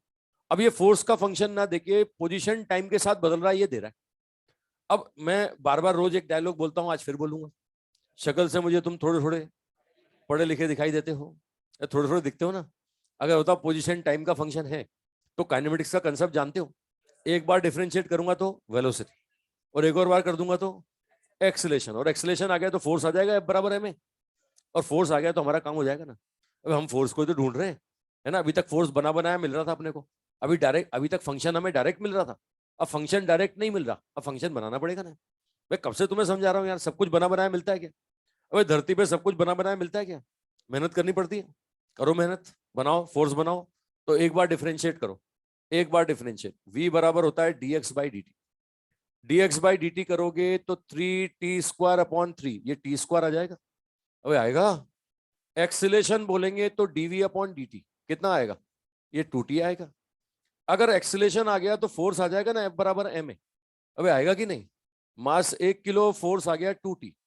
बताओ साहब, फोर्स आ गया तो वर्क डन के लिए क्या करते हैं? एफ डी एक्स करते हैं। अबे करते हैं कि नहीं करते? रुको रुको, यही थम जाओ बच्चे, यहां आप गलती करते हैं। ये फोर्स लेते हैं और वो डिस्प्लेसमेंट लेते हैं और सीधे मल्टीप्लाई कर देते हैं, है ना। ये एफ लेते हैं और वो एक्स लेते हैं, सीधे मल्टीप्लाई कर देते हैं। ध्यान से देखो, फोर्स कांस्टेंट है क्या? कांस्टेंट है। अगर कांस्टेंट होगा तो सीधे मल्टीप्लाई करोगे ना, अगर वेरिएबल तो क्या करोगे? हाँ, तुम डायरेक्ट मल्टीप्लाई करोगे, इंटीग्रेट करोगे। चलो अब ये तुम्हें क्या करना है तो क्लियर हो गया ना, है ना। गलती से रोक दिया मैंने तुम्हें, वरना आधे बच्चे तो भी f/x करके आंसर दे चुके होते, कहीं उन्होंने निकाल भी लिया होगा, है ना। तो भैया डायरेक्ट मल्टीप्लाई कब करते हैं? जब फोर्स क्या होता है? कांस्टेंट। चलो अब तुम्हें पता है इंटीग्रेट करना है, लेकिन एक दिक्कत और है। एफ किसका फंक्शन है? टाइम का। लेकिन यहाँ क्या आ रहा है? क्या ऐसे किसी का भी किसी से भी कर दोगे क्या? तो टी का एक्स से कर दोगे क्या? बोले हम तो करने आए हैं, हम तो करेंगे। अबे किसी का भी किसी से कर देते हैं क्या? बदलना पड़ेगा, बदलना पड़ेगा। या तो उस p को x में बदलो, या इस dx को dt में बदलो। अबे एक काम तो करना पड़ेगा ना। ये देखो dx dt में बदल रहा है, इधर इधर देखो, ये dx dt में बदल रहा है। इधर से लिख सकता हूँ dx बराबर टी स्क्वायर dt। क्या ऐसा लिख सकता हूँ भाई? ये देखो dx बराबर टी स्क्वायर dt, यहाँ रख दो, ये रख दो, f बराबर आ गया 2t, और dx कितना आ गया टी स्क्वायर dt। और लिमिट क्या है? लिमिट है पहले 2 सेकंड, मतलब 0 से 2, है ना। अब इंटीग्रेट कर दो, क्वेश्चन खत्म हो गया। ये लो 2, ये टी की पावर 3 dt, टी की पावर 3 इंटीग्रेशन करोगे तो टी की पावर 4/4 होगा। लिमिट होगी 0 से 2, तो आंसर क्या आएगा? 1/2 2 की पावर 4 माइनस 0 की पावर 4। 8 जूल आंसर आ गया। आंसर आ गया 8 जूल। आ रहा भाई? बस सीधे लिमिट पुट करो, इंटीग्रेट करके आंसर आ गया। ठीक है, ये अभी तक जो हमने पढ़ा ना चैप्टर में, उस तरीके से आंसर निकाला मैंने। आगे जब वर्क एनर्जी थ्योरम पढ़ेंगे ना, तो ये क्वेश्चन बहुत आसान तरीके से होगा। अभी वर्क एनर्जी थ्योरम पढ़ा नहीं ना अपन ने। अब अभी कहाँ पढ़ा वर्क एनर्जी? अभी तो वर्क वर्क पढ़ रहे हैं, फिर एनर्जी पढ़ेंगे, फिर एनर्जी के बाद में दोनों का रिलेशन बनाएंगे वर्क और एनर्जी का, फिर आएगी वर्क एनर्जी थ्योरम, है ना। तो वर्क एनर्जी थ्योरम जब पढ़ेंगे तो ऐसा क्वेश्चन मैं फिर बताऊंगा, और वो बड़ी आसान तरीके से होता है। वो होता है सीधे सीधे work done equal to change in kinetic energy, और काइनेटिक एनर्जी के लिए सिर्फ वेलोसिटी निकालना पड़ता है, ये सब नहीं करना पड़ता, है ना। अभी तो हम जो जानते थे वो मेथड हमने लगाया कि फोर्स निकालो, निकाल लिया। वेरिएबल दिखा, इंटीग्रेट कर दो, कर दिया, है ना। इंटीग्रेशन करते समय, जब इंटीग्रेशन करने जाते हैं तो जिसका कर रहे होते हैं उसकी प्रॉपर्टी देखनी पड़ती है ना। ये थोड़ी कि हम तो किसी का भी किसी के रेस्पेक्ट में कर देंगे। वो टी का फंक्शन था तो मैंने डीएक्स को भी डीटी में बदल दिया, बदल के इंटीग्रेट कर दिया। समझ पा रहे हो भाई? अरे समझ रहे हो? चलो एक और लो। हाँ, टी की जगह ये तो इंस्टेंटेनियस हो जाएगा, एक इंस्टेंट पे फोर्स आ जाएगा। तेरे से इंस्टेंट का थोड़ी पूछ रहे हैं, तेरे से तो पहले 2 सेकंड का पूछ रहे हैं। तेरे से क्या बोल रहे हैं? पहले 2 सेकंड का आंसर बताओ, पहले 2 सेकंड में। तो मतलब एक इंस्टेंट का पूछ रहे हैं कि पूरे इंटरवल का पूछ रहे हैं? तूने एक बार हाथ लगाया कि लगातार हाथ लगाया? तू बता, तूने खाली 2 सेकंड पे हाथ लगाया या 2 सेकंड तक हाथ लगाया? हाँ, तक का तो पूरा पूरा बता ना। ये थोड़ी कि जब देख लिया तू तब का बताएगा कि मैंने तो अभी अभी किया है। हाँ, शुरू शुरू से बताएगा। ऐसे थोड़ी होता है कि किसी ने देख लिया तो तू बोलेगा नहीं मैं तो अभी अभी आया था, मैंने तो टी बराबर 2 पे किया था। तूने पूरा किया, 0 से 2 तक पूरा किया, तो पूरा जवाब देना पड़ेगा। भगवान देख रहा है सब। ऐसे नहीं, तू बेईमानी नहीं कर सकता ये तू बोले नहीं नहीं मैंने तो अभी भी आया। अरे समझ रहे हो? चलो एक और लिखो, एक और लिखो। ये आया सबका? आया भाई? लिखो, mass of particle 1 kg। Mass of particle 1 kg। नहीं नहीं 1 किलो ले ले यार, ज्यादा भारी नहीं, तू संभाल नहीं पाएगा। Mass of particle 1 kg and velocity of particle, velocity of particle change with respect to position, change with respect to position, change with respect to position as relation v equal to 5 root x, v equal to 5 root x, v equal to 5 root x। ठीक है, ये 5 root x unit भी लिख लो, x किस में? Metre में, और velocity किस में? मीटर पर सेकंड में, वेलोसिटी मीटर पर सेकंड में। समझ रहे हो? Find out, find out work done, work done by the force, work done by the force to displace x equal to 4 meter to x equal to 16 meter, x equal to 4 meter to x equal to 16 meter। 4 metre से 16 metre तक चलाने में कितना काम किया, ये पूछ रहा है साहब। वर्क डन पूछ रहा है आपसे। ऑनलाइन वालों समझ रहे हो? ऑनलाइन वालों तुम भी सॉल्व करो। ठीक है, अब ये आपको वेलोसिटी दे रहा है एक्स की फॉर्म में।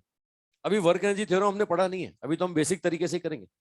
मुझे क्या चाहिए? मुझे तो यार फोर्स चाहिए, है ना। फोर्स चाहिए, फोर्स आएगा तभी मैं यहाँ पर बता पाऊंगा कि मैं क्या करने वाला हूँ। ठीक है, तो यहाँ पर वर्क के बेसिक फॉर्मूले पे आ जाओ, वर्क डन के बेसिक फॉर्मूले पे आ जाओ। W बराबर F डॉट डी एक्स, अब फोर्स बोले तो मास इंटू एक्सीलरेशन। अरे बोलोगे एक्सीलरेशन के बारे में इतनी बात सब जानते हो, डीवी बाई डी, जानते हो ना डीवी बाई डी, जानते हो कि नहीं? अरे एक्सीलरेशन डीवी अपॉन डी होता है, सब जानते हो। चलो ये जानते हो तो लिख दिया, लिख दिया तो इधर देखो ये dx by dt, dx by dt क्या है? v, dx by dt v है, तो ये बन गया v dv। रेंज क्या होगी? v इनिशियल से कितना? v final. इंटीग्रेट करो, v का integration v square by 2, limit होगी v इनिशियल से v फाइनल।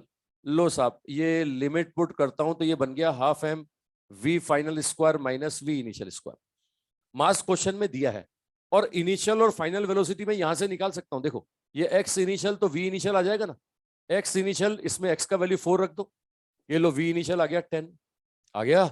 ये x फाइनल तो v फाइनल आ जाएगा, v फाइनल कितना 5√16, ये कितना आ जाएगा? ये 4 तो ये 20 आ गया।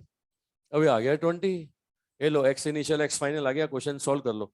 ये मास दिया हुआ है 1 किलो, v फाइनल कितना 20 का स्क्वायर, v इनिशियल कितना 10 का स्क्वायर, ये कितना 400 माइनस 100, 300 बाई 2 तो 150 आ गया भाई। आंसर आ गया 150 जूल, आंसर 150 जूल। मतलब सिंपल, मैंने यहीं से जुगाड़ किया, देखो यहीं से जुगाड़ किया। ये एक्सेलेरेशन को लिख दिया dv upon dt, dx by dt क्या बन गया? v बन गया, ये v dv, v dv तो ये क्या बन गया? ये बन गया साहब यहाँ से हाफ m ये v final square minus v initial square. समझ रहे हो ना? मेरे पास वेलोसिटी है तो वेलोसिटी से आंसर बना लूंगा ना यार। मुझे जो दिया है मैं उस फॉर्म में बदलना चाह रहा हूँ, है ना? मुझे जो डाटा दिया है मैं उससे बदलना चाह रहा हूँ। अच्छा इससे पहले वाला क्वेश्चन भी कर सकते हो, इससे पहले वाले में भी खाली वेलोसिटी निकाल लेते, है ना? वो टाइम दे रहा था ना 0 पर 2 सेकंड पर, वो रखते तो उससे भी उस केस का आंसर भी आ जाएगा। इसी को बोलते हैं वर्क एनर्जी थ्योरम।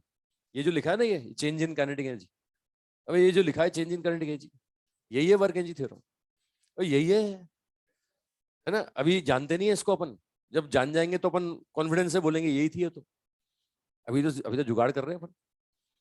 और मेरी भावनाएं समझ रहे हो? ये जो लास्ट 2 क्वेश्चन कराए ना, ये ऐसे कंसेप्ट वर्क एनर्जी थ्योरम में भी आपको मिलेंगे और वहां से बड़ी आसानी से होंगे। ये तो अभी हम क्या है, वर्क डन की जो प्रॉपर्टी जानते थे वो लगा रहे थे सिर्फ, कि भैया F D x, force constant तो मल्टीप्लाई, वेरिएबल तो इंटीग्रेट। अब फोर्स का फंक्शन ना दे करके वो एक्स और टी का फंक्शन दे देता है, वी और एक्स का फंक्शन दे देता है, तो दे दे, कुछ भी दे दे, हम तो तैयार बैठे ना। अब हम तो निकालने के लिए तैयार बैठे, कुछ तो देगा। अरे कुछ पूछेगा तो कुछ तो देगा, वो ऐसे ऐसे कुछ ना कुछ देता है। अब वो जो देता है वो ले लो, फिर हमें जो चाहिए वो बना लो। यही तो न्यूमेरिकल सॉल्व करना होता है ना, भाई हम क्या चाहते हैं वो क्या देता है, वो जो देता है वो ले लो, और हम जो चाहते हैं वो बना लो। बना लोगे? चलो जहां पर ये डिफरेंशिएशन इंटीग्रेशन आएगा वहां ग्राफ जरूर आएगा, वहां ग्राफ जरूर आएगा। लो साहब ग्राफ पर कंसेप्ट बताऊं मैं तुम्हें, याद दिलाऊं तुम्हें। बताओ work done F D x होता है ना, F D x differentiation integration, integration graphical meaning क्या? एरिया। कौन सा साहब? एफ एक्स कर्व और एक्स एक्सेस के बीच का एरिया। तो यहां पर वर्क डन किसको बताता है? ये work done is equal to area enclose between, area enclose between F X curve, F X curve and X axis, F X curve and X axis. F X curve और X axis के बीच का जो area है ना, वो area बताएगा work done को। मेरी बात पकड़ में आ रही है साहब? एफ एक्स कर्व और एक्स एक्सेस के बीच का एरिया वर्क डन को बताएगा। ठीक है, मैं एग्जांपल दे देता हूँ। जैसे मैं अगर आपको देता हूँ साहब ये एफ और एक्स का कर्व, ये एफ और एक्स का कर्व मैंने कुछ ऐसे दे दिया साहब, ये लो ऐसे दे दिया, ये दिया मैंने 0, ये दिया मैंने x1, ये दिया मैंने x2। तो एक एरिया आपको ये दिख रहा होगा एरिया 1, अरे एक एरिया ये दिख रहा होगा एरिया 2, अरे कर्व और एक्स एक्सेस के बीच का एरिया। लेकिन इस रीजन में आओ, इस रीजन में मुझे बताओ फोर्स पॉजिटिव है या नेगेटिव है? बोलो बोलो, फोर्स पॉजिटिव की नेगेटिव? और डिस्प्लेसमेंट क्या है? डिस्प्लेसमेंट भी पॉजिटिव है। अबे है भाई, बताओ वर्क डन पॉजिटिव आएगा कि नेगेटिव आएगा? वर्क डन पॉजिटिव की नेगेटिव? होगा इस एरिया के बराबर, लेकिन क्या बोलोगे? पॉजिटिव। क्या बोलोगे? प्लस A1 बोलोगे कि नहीं? ये बोलेंगे प्लस A1 बोलेंगे। अच्छा वो नीचे वाले एरिया को देखो, नीचे वाले एरिया में क्या है? फोर्स पॉजिटिव है कि नेगेटिव? यहां पर फोर्स नेगेटिव है, लेकिन डिस्प्लेसमेंट तो पॉजिटिव है ना। लेकिन वर्क डन क्या मिलेगा? बोलो, वर्क डन पॉजिटिव की नेगेटिव? मिलेगा इस एरिया के बराबर, लेकिन क्या होगा? नेगेटिव होगा। यहाँ W2 बोलूं तो मैं क्या बोलूंगा, माइनस ऑफ A2। कंसेप्ट पकड़ में आ रहा है साहब? अच्छा, वो 0 से x1 बोले तो आंसर बोलेंगे प्लस A1। वो बोलता है 0 से x2 बताओ तो आंसर क्या बोलोगे, माइनस A2। अच्छा, कई बार क्वेश्चन में बताना भूल जाता है कि कहां से कहां तक, फिर पूरा ही बताओगे। अरे या तो क्लियर करेगा ना, 0 से x1 बताओ, x1 से x2 बताओ, है ना। ये नहीं बोलता तो क्या बताओगे, पूरा बताओगे। अब पूरा बताऊंगा तो बताओ ये क्या है, A1, और ये क्या है, A2, लेकिन ये प्लस और ये क्या। तो अगर मैं पूरा का पूरा बोलूं कि 0 से x2 के बीच का आंसर बताओ, तो आंसर क्या बोलोगे, आंसर बोलोगे A1 माइनस A2, बोलोगे कि नहीं? बना लो साहब इसे। ये शुरू से 0 से x2 बोलता है तो आंसर बोलेंगे A1 माइनस A2। बहुत सिंपल, बहुत साधारण सा कॉन्सेप्ट, बहुत आसान कॉन्सेप्ट। ठीक है, मतलब एरिया निकालना है कुल मिला के। अब एरिया में तुम्हें शेप मिलेंगे साहब। भाई एक कागज पे फोटो बना हुआ मिलेगा, और कागज पे तो 2D शेप आते हैं। और 2D क्या होगा, सर्किल होगा, ट्राइंगल होगा, स्क्वायर होगा, है ना, रेक्टेंगल होगा, ये सब होंगे। और इनके एरिया वेरिया तुम सब जानते हो। तो ट्राइंगल का एरिया जानते हो, स्क्वायर का एरिया जानते हो, सर्किल का एरिया जानते हो। चलो एक क्वेश्चन दे देता हूँ इस पर। एफ और एक्स का ग्राफ दे रहा हूं आपको। ये एक्स दिया मैंने मीटर में, फोर्स दिया मैंने न्यूटन में। ये ग्राफ कुछ ऐसा, ये ऐसा, फिर ऐसा, और फिर ऐसा। ये लो, ये ग्राफ दिया जा रहा है आपको। ठीक है, ये लो, ये ग्राफ आपको दिया जा रहा है। ये हो गया 10, ये 20, ये 0, ये 10, ये 20, ये 30, ये 40, और ये 50, और इधर है -20। एफ एक्स ग्राफ दिया मैंने आपको। एफ एक्स कर, देख पा रहे हैं कर? अरे फोटो दिख रहा है सबको? ये बोल रहा है वर्क डन बताओ। ये बोल रहा है वर्क डन बताइए साहब, वर्क डन। क्वेश्चन है, बोल रहा है वर्क डन बताइए। और ये बताना भूल गया कहां से कहां तक बताइए। ये बताना भूल गया, ये कहां से कहां तक, बताओ कहां से कहां तक। अब बुरे बताएंगे अपन तो। अबे क्या बात कर रहे हो, कोई पूछेगा तो आधी बात बताओगे, पूरी बताओगे? पूरी पूरी पूरी, अबे पूरी बतानी है, समझ रहे हो ना? है ना, या तो वो बता देगा 0 से x1 तक की बात करो, वो बता देगा x1 से x2 तक की बात करो। वो नहीं बता रहा तो कौन सी बात करोगे? पूरी बात करेंगे। करो पूरी बात। 0 से x2 तक की पूरा एरिया निकाल दो, पूरा 0 से 50 तक का। अब शेप देख लो, एरिया निकालने के लिए शेप देखोगे ना। वे मुझे लगता है तुम अनुभवी हो, शेप देख के पहचान लोगे तुम। वे ट्राइंगल है कि स्क्वायर है कि रेक्टेंगल है, तुम देख के पहचान लोगे ना। वे आराम से देख देख के पहचान सकते हो। बस कौन सा एरिया लेना है, कर्व से लेकर के एक्स एक्सेस तक का पूरा एरिया लेना है। कर्व से लेकर के एक्स एक्सेस तक का, है ना। शक्ल देख के मुझे पता है तुम्हारी आंखें अनुभवी हैं। तुम यहां पर देख करके पहचान लोगे कि कैसा शेप है। और ट्राइंगल होगा तो एरिया बोलोगे half base into height, rectangle होगा तो लेंथ इंटू विड्थ। इन्हीं से काम चल जाएगा, ट्राइंगल, रेक्टेंगल, स्क्वायर, इन्हीं से। भाई 2D है ना यार। हाँ, जरूर बहुत बड़ी बड़ी बातें कर रही हूँ मैं। ट्रेपेजियम क्या होता है हमें पता ही नहीं। हम तो ट्राइंगल जानते हैं, रेक्टेंगल जानते हैं, स्क्वायर जानते हैं, सर्किल जानते हैं। भाई इतने इन चीजों से काम चल जाएगा अपना। उम्मीद रखो एरिया एरिया जानते हो तो सब। मतलब कोई 3D तो आना नहीं है, गोला आना नहीं है, बेलन आएगा नहीं, है ना, क्यूब आएगा नहीं। यहाँ 2D शेप ही आएंगे। तो 2D शेप के एरिया तुम्हें पता है। चलो मैं दिखाता हूँ एरिया। यहां तक मुझे, यहां से यहां तक मुझे रेक्टेंगल दिखा, देखो तुम्हें भी दिख गया होगा। ये एरिया 1। ये एक ट्राइंगल दिखा मुझे, छोटा सा ट्राइंगल, एरिया 2। एक ये बड़ा ट्राइंगल दिखा मुझे, ये एरिया 3। एक और बड़ा ट्राइंगल, एरिया 4। एक और बड़ा ट्राइंगल, ये एरिया 5। दिखा सबको? वह A1 A2 A3 A4 निकाल दो, क्वेश्चन खत्म हो गया। A1 A2 A3 A4 area निकाल लो, ट्राइंगल का एरिया, रेक्टेंगल का एरिया। सबसे पहले A1 बोलो, एरिया 1। एरिया 1 क्या होगा, ये लेंथ 10 है और विड्थ कितना है, 20 है। अब ये पूरा है ना, पूरा ये पूरा शेडेड दिख रहा है सबको A1। ये A1 तो ये क्या होगा, 10 इंटू 20, 200 हो गया भैया, ये एरिया 200 हो गया। एरिया 2 बोलो, ये होगा ट्राइंगल, तो हाफ बेस इंटू हाइट।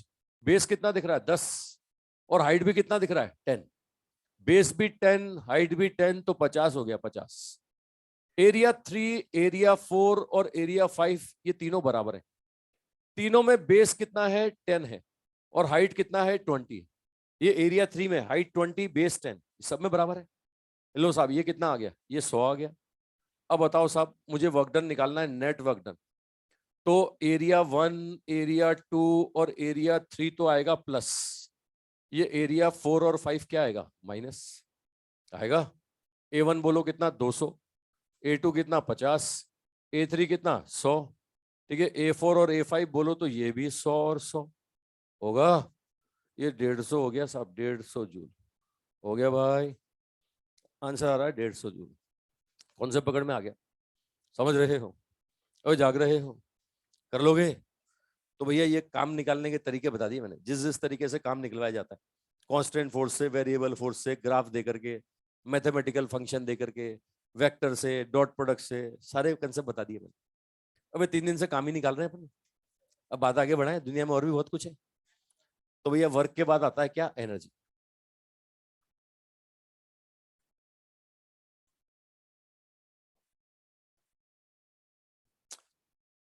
अब दुनिया में एनर्जी तो बहुत सारी होती है, लेकिन हमें जो पढ़नी है इस चैप्टर में वो बता रहा हूं मैं। काइनेटिक एनर्जी, पोटेंशियल एनर्जी और टोटल एनर्जी।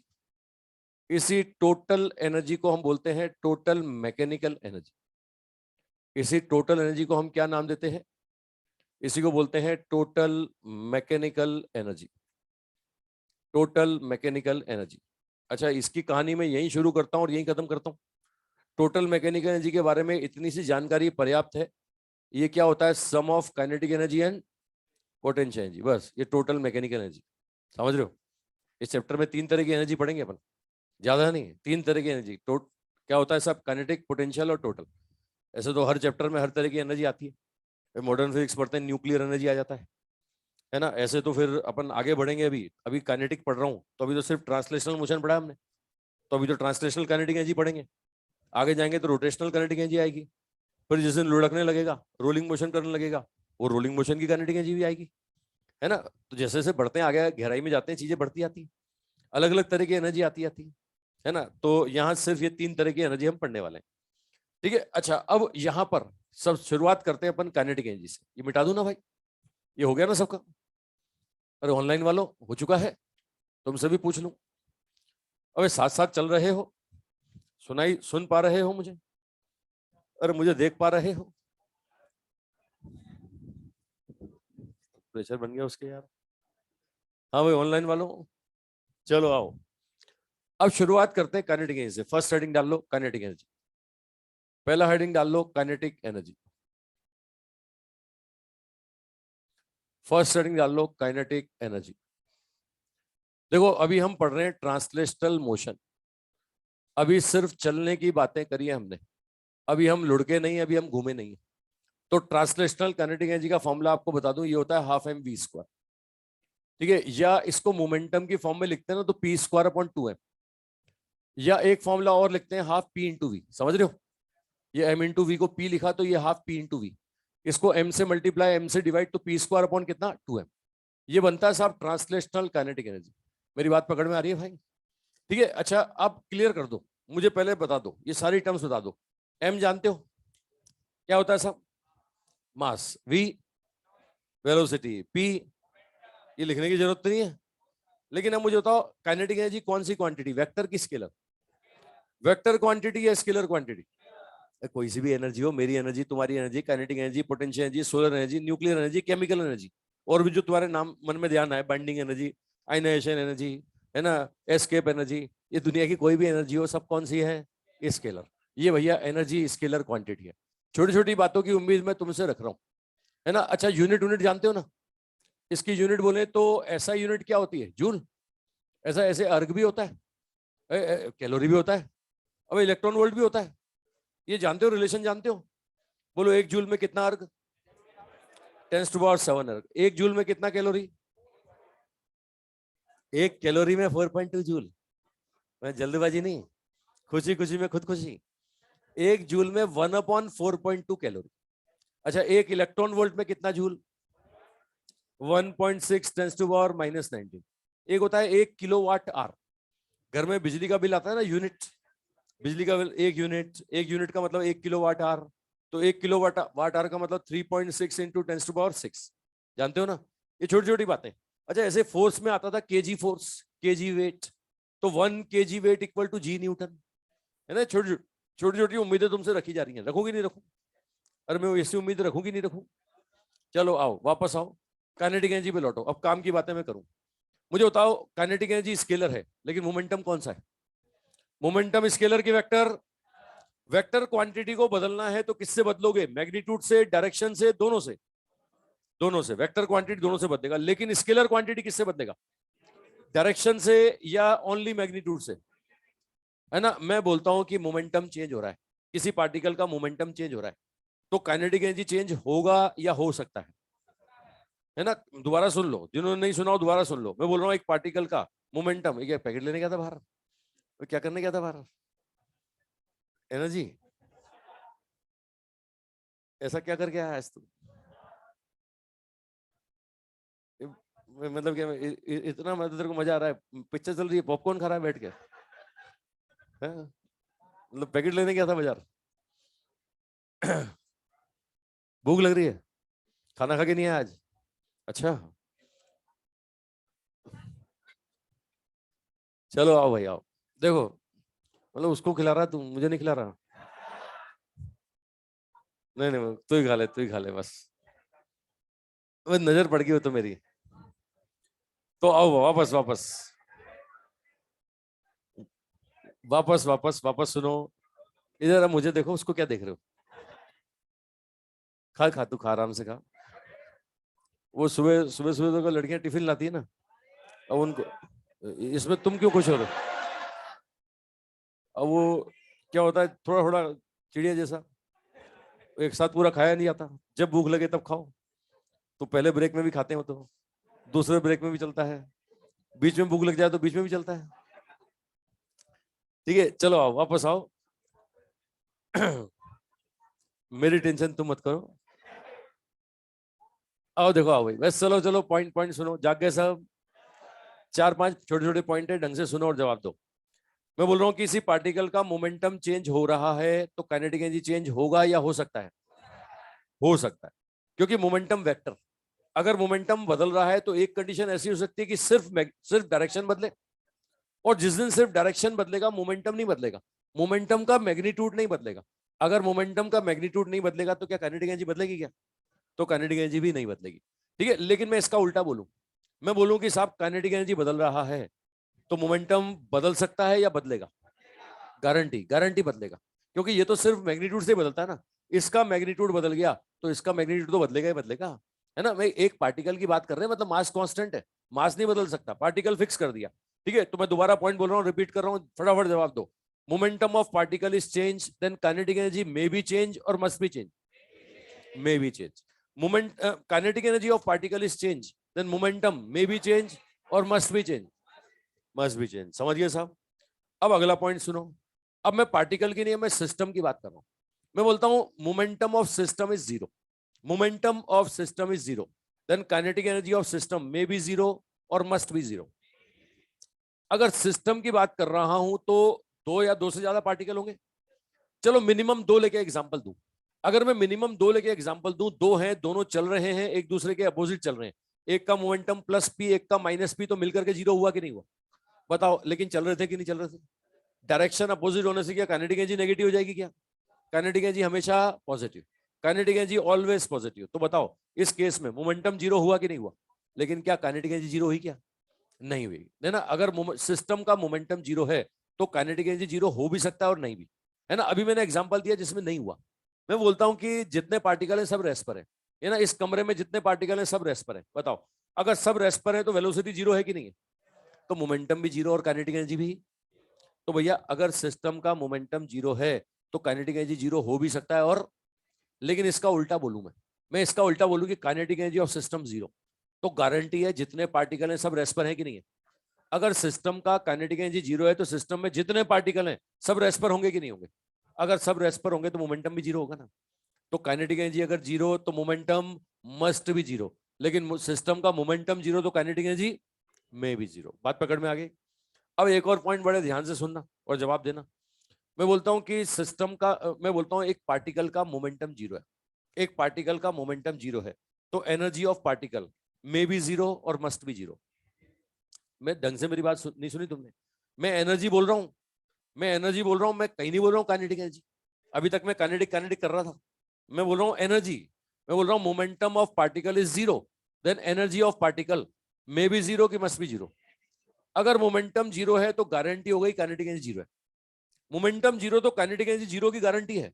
लेकिन अगर मैं एनर्जी वर्ड यूज कर रहा हूं तो इसका मतलब कौन सी एनर्जी? टोटल। भाई टोटल मानोगे ना यार। अब टोटल में काइनेटिक और पोटेंशियल दोनों आता है कि नहीं? काइनेटिक जीरो हो गई, क्या पोटेंशियल जीरो होने की गारंटी है क्या?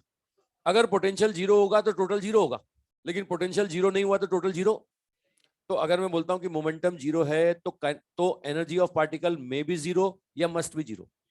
मे बी जीरो। तो लिख लो पॉइंट्स, छोटी छोटी थ्योरेटिकल बातें लिख लो, नोट डालो। फर्स्ट पॉइंट लिखो, नोट डालो। फर्स्ट पॉइंट लिखो, kinetic energy of particle, kinetic energy of particle always positive, kinetic energy of particle always positive, always positive.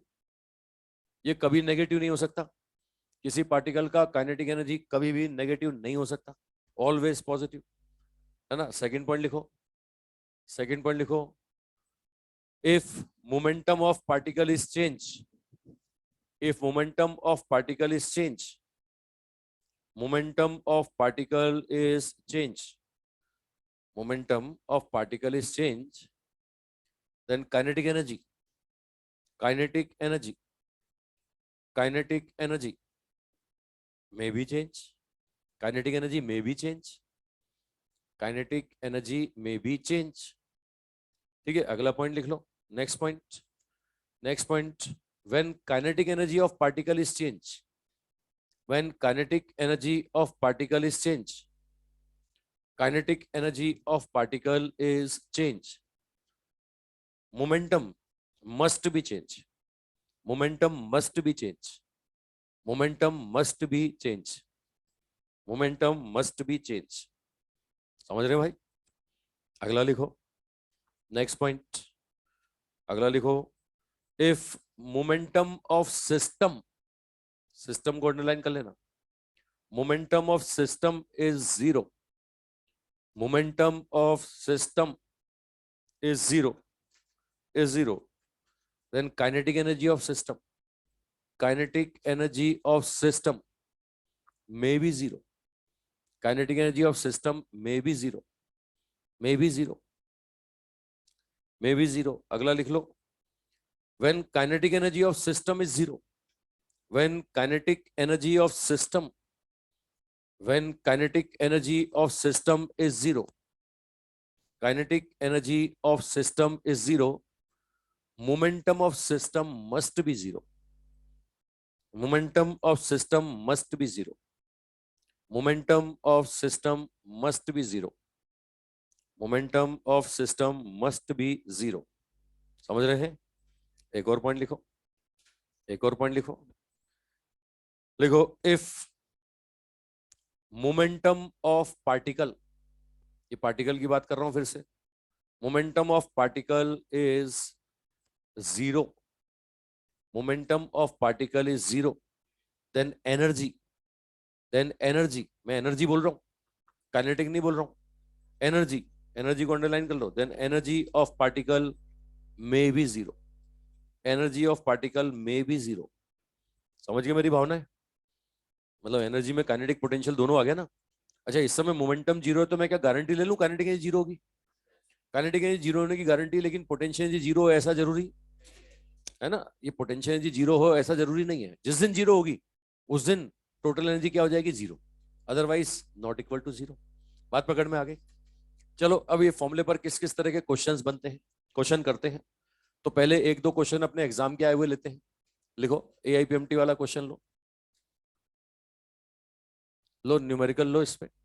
पहला क्वेश्चन, फर्स्ट क्वेश्चन देखो,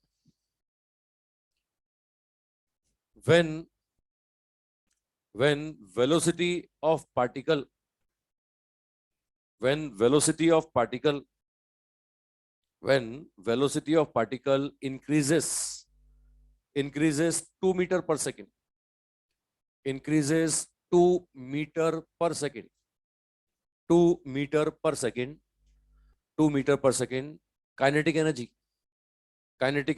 will becomes double, kinetic energy will becomes double, kinetic energy will becomes double. Find out, find out initial velocity of particle, find out initial velocity of particle, initial velocity of particle. ठीक है, ये बोल रहा है कि साहब kinetic energy double हो गया अगर वेलोसिटी 2 मीटर पर सेकंड बढ़ा दिया तो। बोल रहा है इनिशियल बताओ, मान लो पहले v था, ये पूछ रहा है v कितना है ना, ये v इनिशियल वेलोसिटी, अब कितना कर दिया, अब v+2 कर दिया, तो ऐसा करने पर काइनेटिक एनर्जी डबल हो गया। मतलब पहले ke1 था, अब ke2 हो गया, तो बताओ ke2 2 टाइम्स ऑफ ke1 होगा कि नहीं होगा? तो हाँ कि ना बोलो भाई। जो क्वेश्चन में बोल रहा है वो लिखा मैंने तुम्हारे सामने कि भैया वेलोसिटी को जैसे ही 2 मीटर पर सेकंड बढ़ाया काइनेटिक एनर्जी डबल हो गया, तो बताओ पहले कितना था। अब काइनेटिक एनर्जी के फॉर्मूले पे ना एक ही फॉर्मूला जानते हो, हाफ mv²। लगाओ भाई लगाओ, पहले कितना था, पहले था हाफ mv², अब कितना हो गया, अब हो गया हाफ mv+2 का स्क्वायर, हो गया भाई, है ना। ये ke1 का वैल्यू यहां रख दो और सॉल्व कर लो। ke1 का वैल्यू कितना, हाफ mv² इक्वल टू कितना, हाफ mv+2 का होल स्क्वायर। देखो हाफ एम कैंसिल हो जाएगा, है ना। ये आ रहा है 2v² बराबर v+2 का होल स्क्वायर, आ रहा है कि नहीं, है ना। रूट ले लो, रूट, ये √2v बराबर v+2, v को इधर ले आता हूं, तो ये v का आंसर आ गया 2/√2 - 1। आ रहा है भाई, ये आ रहा है 2/√2 - 1 मीटर पर सेकेंड आ रहा है। अरे समझ रहे हो, अरे मैं जाग रहे हो, अब मेरी बात सुन रहे हो, है ना। ये AIBMT में क्वेश्चन आया था ना, 4 ऑप्शन में ये आंसर ही नहीं था। हाँ, 4 ऑप्शन में आंसर ही नहीं था। मतलब क्या होता है, हम क्वेश्चन सॉल्व करते हैं, न्यूमेरिकल सॉल्व करते हैं और 4 ऑप्शन में देखते हैं आंसर नहीं होता, फिर से कैलकुलेशन चेक करते हैं, 2 बार 3 बार कैलकुलेशन चेक करते हैं, बार बार वही आता है। अब बार बार वही आता है तो गोला लगा लेते हैं, बोले बाद में देखते हैं। और फिजिक्स का बात तुम्हें पता है घर जाके ही आता है, एग्जाम में तो बाद में कभी आता नहीं है ना। उसने थोड़ा सा ऑप्शन में ट्विस्ट कर दिया, ऑप्शन में उसने क्या रेशनलाइज कर दिया, रेशनलाइज, √2+1 से मल्टीप्लाई, √2+1 से डिवाइड। क्या मैं ऐसा कर सकता हूँ? अरे मैं कर तो बहुत कुछ सकता हूँ, क्यों कर रहा हूँ ये, जैसा ऑप्शन में मांगेगा वैसा करना पड़ेगा ना यार, है ना। तो कई बार ऑप्शन को भी चेक कर लिया करो कि यार ट्विस्ट तो नहीं कर रखा कहीं। ये देखो नीचे क्या बन गया, नीचे a - b a+b, a² - b², नीचे हो गया √2 का स्क्वायर -1 का स्क्वायर, मतलब नीचे 1 हो गया। तो आंसर क्या आ गया, आंसर आ गया 2 × √2+1 मीटर पर सेकेंड। आ रहा है भाई, ये आंसर था, ऑप्शन में ये आंसर था।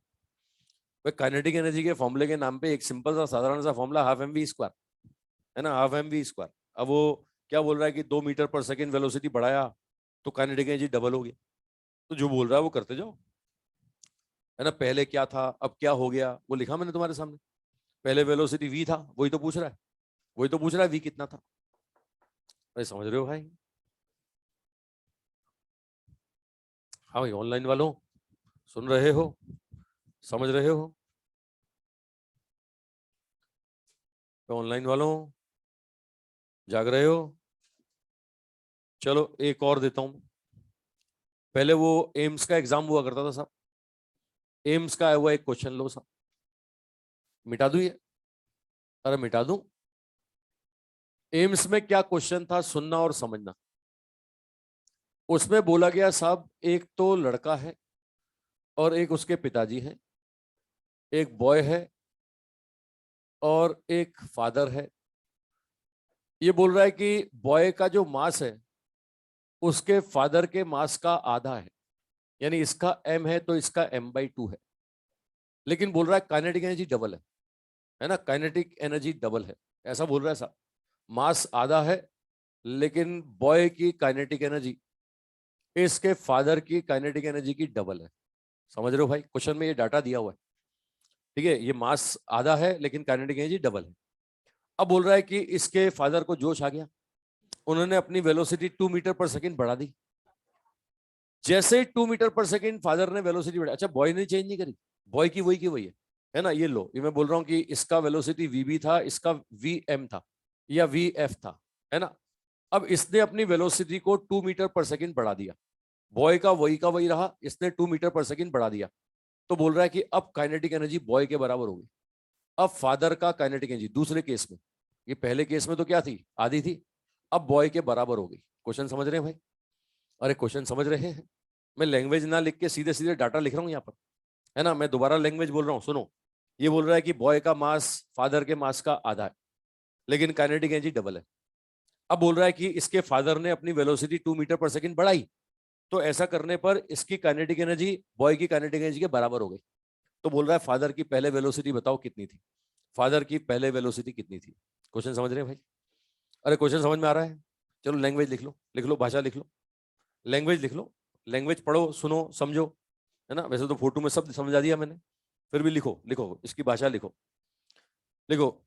Mass of boy, mass of boy is half of, is half of father, is half of mass of father, is half of mass of father, mass of father, but kinetic energy double, but kinetic energy double, but kinetic energy double, mass आधा है लेकिन kinetic energy double है, but kinetic energy double when father, when father increases velocity 2 meter per second, when father increases velocity 2 meter per second, velocity 2 meter per second, kinetic energy of father, kinetic energy of father, kinetic energy of father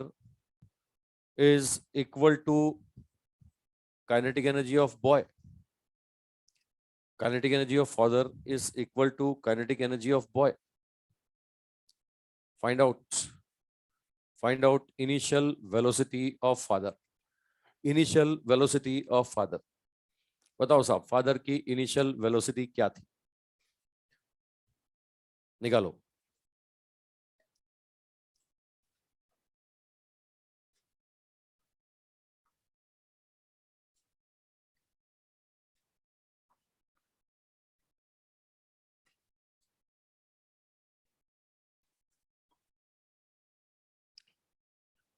है ना, देखो बड़ा simple, जो बोल रहा है वो करते जाओ। मान लो पहले वेलोसिटी इसकी वीबी और इसकी वीएफ, लिखो यहाँ पे लिखो। ये क्या बोलोगे, हाफ बॉय का मास कितना, m/2, ये v बॉय स्क्वायर, ये इसका मास कितना, m, क्या लिखोगे, ये half m into V father square, ऐसा लिखोगे ना। ऐसा लिखता हूं तो रिलेशन बन रहा है, देखो वीबी बराबर 2 times of V father, boy की वेलोसिटी फादर की वेलोसिटी की डबल आ रही है, देखो पहले ये। अब बोलता है इसने 2 मीटर पर सेकंड बढ़ा दिया, लेकिन इसका वही का वही रहा। चलो लिखो साहब, इसका मास m था, अब वेलोसिटी कितनी हो गई, vf+2, और ये बराबर हो गई किसके, बॉय के। तो बॉय का मास था m/2 और ये वीबी स्क्वायर, ऐसा लिखोगे ना साहब। हाफ एम वी स्क्वायर, एक ही तो फॉर्मूला जानते हैं। वो वीबी को वीएफ की फॉर्म में रख दो, वीबी को वीएफ की फॉर्म में यहाँ रख दो, सॉल्व कर लो। हाफ एम से हाफ एम कैंसिल, ये vf+2 का स्क्वायर, ये एक आधा, और ये 2vf का स्क्वायर दिख रहा है। अब ये सॉल्व करूंगा तो वही आंसर आएगा जो पहले आया था, vf बराबर 2/√2 -1। ठीक है। अरे ये तो क्वेश्चन को पढ़ते ही समझ में आ गया था, आंसर वही आना है ना। ये तो न्यूमेरिकली मैंने सॉल्व कर दिया, क्वेश्चन को पढ़ते ही समझ में आ गया था, कैसे, है ना। बोले बोले सर आपको समझ में आ जाता है, मैं तुम्हें भी समझाता हूँ, सुनो। तुमने देखा कि पहले फादर की काइनेटिक एनर्जी आधी थी, है ना, अब बराबर हो गई। मतलब एक तरह से फादर की काइनेटिक एनर्जी डबल हुई ना। 2 मीटर पर सेकंड वेलोसिटी बढ़ाने पर फादर की काइनेटिक एनर्जी डबल हो गई, तो इससे पहले वाला क्वेश्चन तो बन गया। 2 मीटर पर सेकंड बढ़ाने पर अगर काइनेटिक एनर्जी डबल होती है तो पहले वाला क्वेश्चन तो बन गया। अब मैं दोबारा बोल रहा हूँ, पहले क्या थी, आधी थी, आधी थी फादर की, है ना। अब इसने इसने 2 मीटर पर सेकंड बढ़ाया तो बराबर हो गई, बराबर हो गई मतलब डबल हो गई ना। अब 2 मीटर पर सेकंड बढ़ाने पर डबल होती है तो आंसर तो वही आएगा पहले वाला। ठीक है, तो ये लो साहब वही आंसर, समझ पा रहे हो भाई? ठीक है, चलो और भी काइनेटिक एनर्जी पे कल क्वेश्चन करते हैं। अब दो कंसेप्ट मैं आपको बताऊं जो लगभग हर चैप्टर में आते हैं, एक आता है परसेंटेज चेंज और एक आता है ग्राफ। तो ये परसेंटेज चेंज और ग्राफ, ये दो कंसेप्ट कल पढ़ते हैं। इसके बाद कल फिर काइनेटिक एनर्जी के बाद में पोटेंशियल एनर्जी, फिर पोटेंशियल एनर्जी का कहाँ कहाँ यूज होता है, किस किस तरह की होती है, उसके बाद में जब एनर्जी पढ़ लेंगे सबसे इंपॉर्टेंट कंसेप्ट है वर्क एनर्जी थ्योरम। डायनेमिक्स के आधे से ज्यादा क्वेश्चन इस वर्क एनर्जी थ्योरम से सॉल्व होते हैं। मतलब जिस भी तरह का मोशन आते हैं ना, जनरली मोशन आते हैं छोड़ना, गिराना, फेंकना, टपकाना, चढ़ाना, उतारना, दौड़ाना, है ना, स्प्रिंग आ जाए तो खींचना, दबाना, ये ये काम चलते चलते भी होता है। अभी इस चैप्टर में चलते चलते ही करेंगे, आगे जब चलते हैं ना सर्कुलर में, रोटेशनल में, तो यही काम करते हैं, लेकिन घूमते घूमते करते हैं, है ना। और फिर थोड़ा और आगे चलते हैं तो लुढ़कते लुढ़कते काम करते हैं। तो इन सभी कामों में वर्क एनर्जी थ्योरम लगेगा।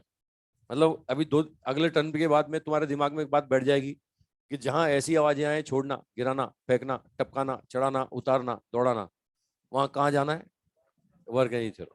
चलो कल एनर्जी की बाकी बात करते हैं, फिर वर्क एनर्जी थ्योरम। कुछ होमवर्क दूं? मॉड्यूल में कुछ कर रहे हो, नहीं कर रहे हो? साथ साथ कुछ कर रहे हो क्या? लो मॉड्यूल दो, होमवर्क दूं? मॉड्यूल दो, मॉड्यूल दो। अबे फर्जियो मॉड्यूल लाया करो, बिल्कुल ऐसे कॉलेज पढ़ने आते। अबे मॉड्यूल नंबर 2 दे, तू भी नींद में। अच्छा होमवर्क जो दे रहा हूँ ऐसा नहीं घर जाके मॉड्यूल नंबर 1 में ढूंढने लगो और बोलो ये तो क्वेश्चन ही नहीं हो रहा। मॉड्यूल नंबर 2 का होमवर्क है भाई, मॉड्यूल नंबर 2 में होमवर्क दे रहा हूँ। पेज नंबर पेज नंबर 3 से लेकर के पेज नंबर 3 से लेकर के पेज नंबर 9 तक, 3 से 9 जितने सोल्ड अनसोल्ड एग्जाम्पल है बिगनर बॉक्स से पूरा कर लो। बिगनर बॉक्स 1 पूरा हो जाएगा, 8 तक तो एग्जाम्पल है और 10 क्वेश्चन बिगनर बॉक्स में है ना। एक्सरसाइज 1 में आ जाओ, एक्सरसाइज 1 में आ जाओ। एक्सरसाइज 1 में क्वेश्चन नंबर 1 से लेकर के 17 तक, 1 to 17। क्वेश्चन नंबर 1 to 17, 18 भी ले लो, 18 भी ले लो, 1 to 18, 20 भी ले लो, 1 to 18। उसके बाद क्वेश्चन नंबर 20। चलो कल ग्राफ परसेंटेज चेंज बता दूं, फिर और दे दूंगा। किसका था ये? साथ साथ करते रहो, ज्यादा नहीं, 20 क्वेश्चन का होमवर्क है ना। 10 तो बिगनर बॉक्स है, 18 एग्जाम्पल है और 20 करीब 30-40 क्वेश्चन है, ज्यादा नहीं है ये। अभी तो कल भी तो कुछ किया होगा तुमने, फर्जी लोगों के 20 बच्चों को घुमाया कल, बोले स्वतंत्रता दिवस मनाया कल है। चलो ये साथ साथ क्वेश्चन करते रहो, क्वेश्चन करते रहो भाई, क्वेश्चन रोज के रोज करो, मतलब कुछ भी पेंडिंग नहीं।